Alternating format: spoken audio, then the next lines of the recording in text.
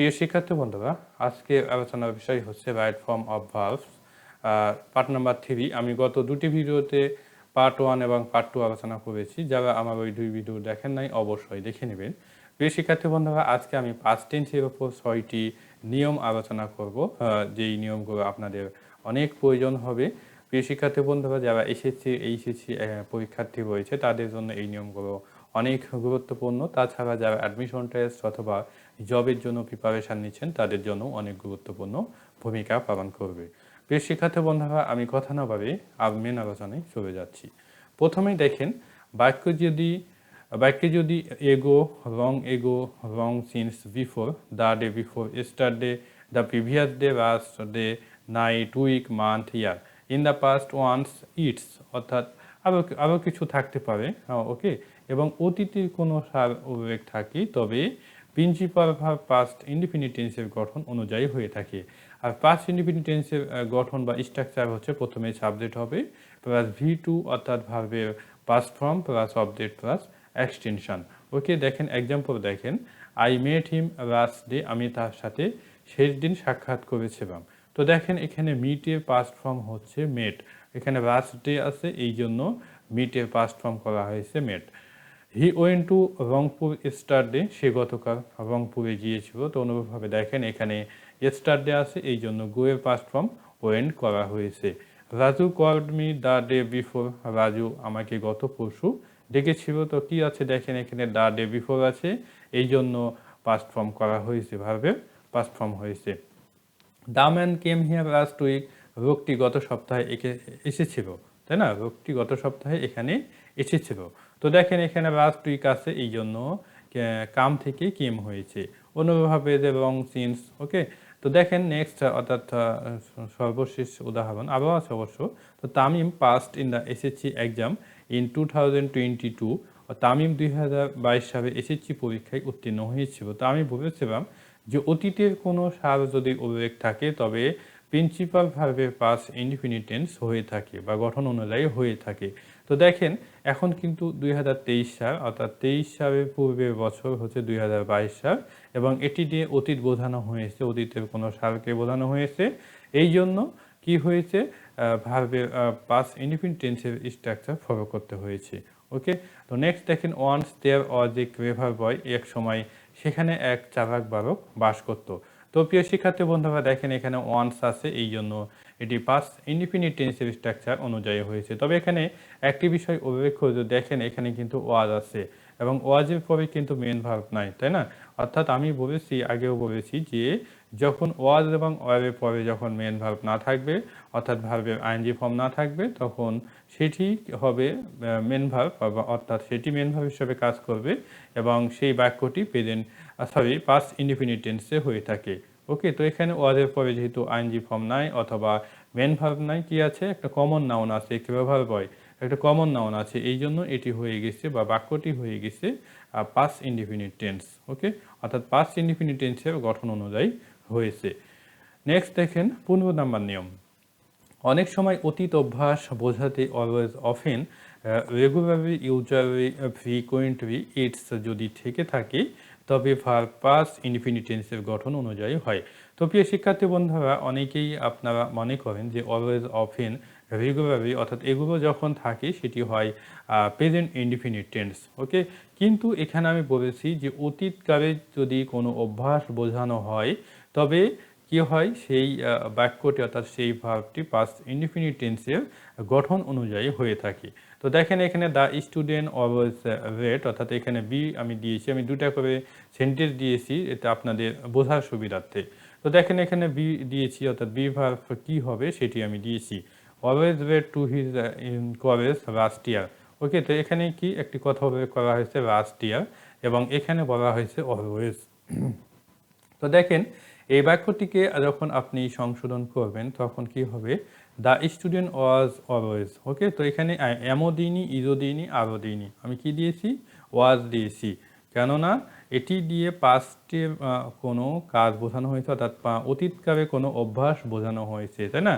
The student was always late to his college last year, অর্থাৎ ছাত্রটি গত বছর সবসময় তার কলেজে দেরি করে যেত, তাই না? তার অভ্যাসই ছিল দেরি করে যাওয়া, অর্থাৎ গত বছর কি করা হয়েছে, গত বছরের অভ্যাস বোঝানো হয়েছে, অর্থাৎ অতীতকালের অভ্যাস বোঝানো হয়েছে।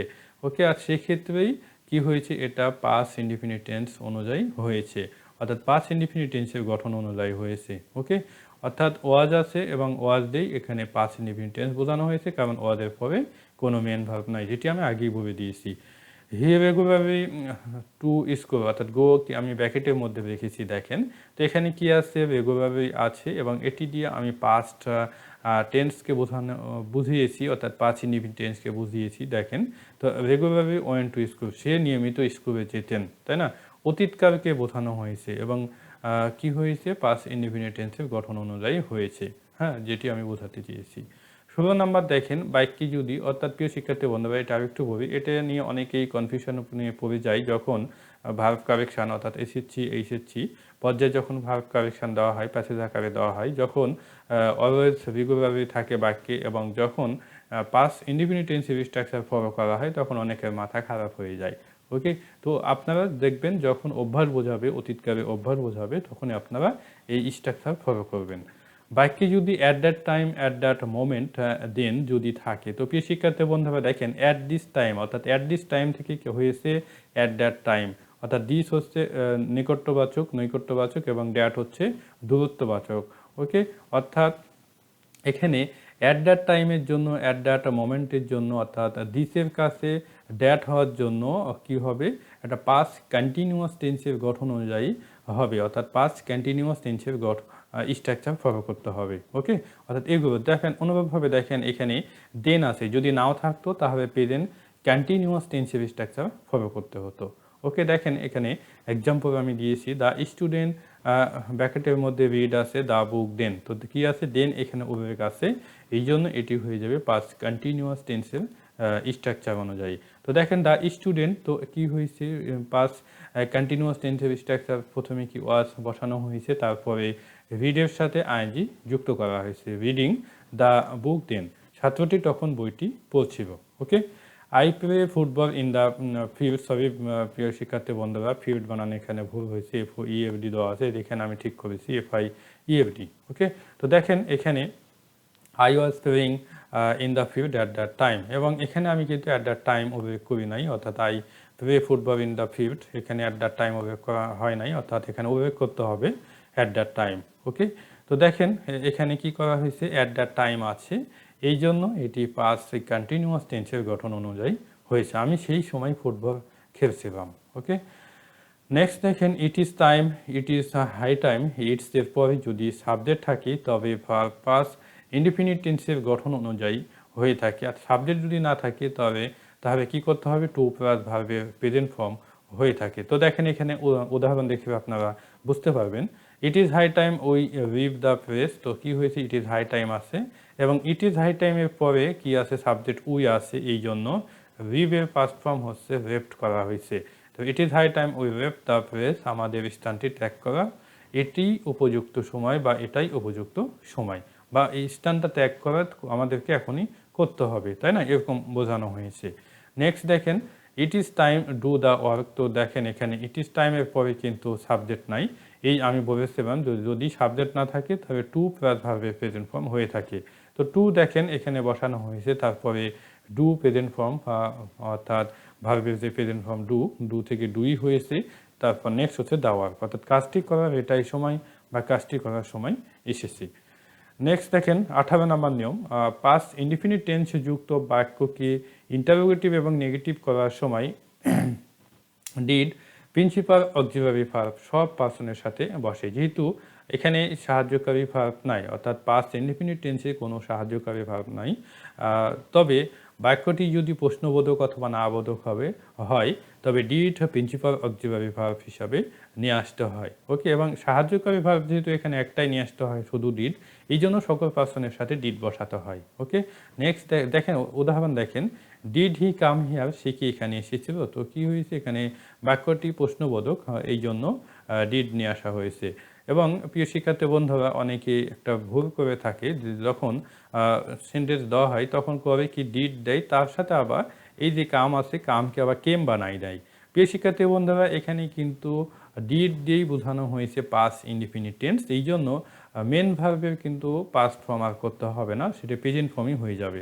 অন্যভাবে দেখেন, ডিড বাবু হেল্প ইউ, বাবু কি তোমাকে সাহায্য করেছিল, তো এখানে হেল্প করে দেয় অর্থাৎ ইডি যুক্ত করে দেয়, তো ইডি যুক্ত করতে হবে না, কারণ ডিড দিয়েই এখানে পাস্ট ইনডিফিনিট টেন্স বোঝানো হয়েছে। Okay, did the man like you, লোকটি কি তোমাকে পছন্দ করেছিল, অন্যভাবে দেখেন এখানেও তাই, অর্থাৎ ডিড দিয়েই পাস্ট ইনডিফিনিট টেন্স বোঝানো হয়েছে, এই জন্য লাইকের সাথে আর ডি যুক্ত করা হয় নাই। ওকে, এই জিনিসটা অনেকে ভুল করে থাকে, এই জন্য একটু বেশি রিপিট করলাম প্রিয় শিক্ষার্থী বন্ধুরা। নেক্সট দেখেন, আমি নেগেটিভ এক্সাম্পল দিয়েছি, I didn't wait for him, আমি তার জন্য অপেক্ষা করেছিলাম না।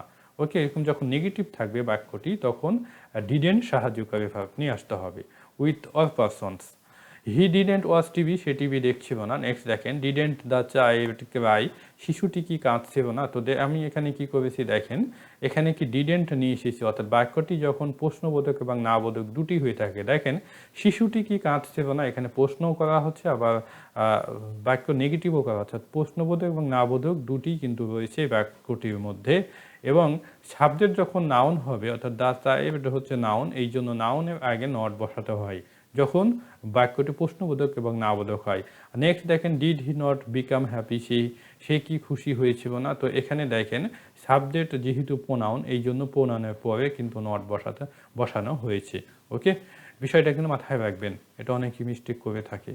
19 নম্বর দেখেন, একটা এক্সাম্পল শুধু দিয়েছি আমি, এখানে দেখেন কোনো ব্যক্তির জন্মগ্রহণ করা বোঝাতে পাস্ট ইনডিফিনিট টেন্সের প্যাসিভ ভয়েস করতে হয়, কারণ জন্মগ্রহণ নিজে নিজে না হয়ে মা কর্তৃক হয়ে থাকে, তাই না?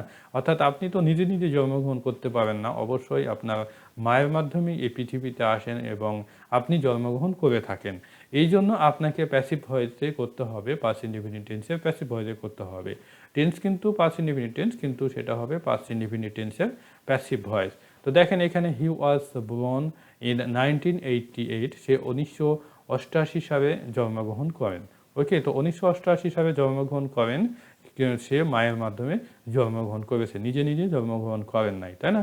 এই জন্যই এটি আমাদেরকে কি করতে হয়েছে, পাস্ট ইনডিফিনিট টেন্সের প্যাসিভ ভয়েসের স্ট্রাকচার অনুযায়ী হয়েছে, অর্থাৎ পাস্ট ইনডিফিনিট টেন্সের প্যাসিভ ভয়েসের স্ট্রাকচার ফলো করতে হয়েছে।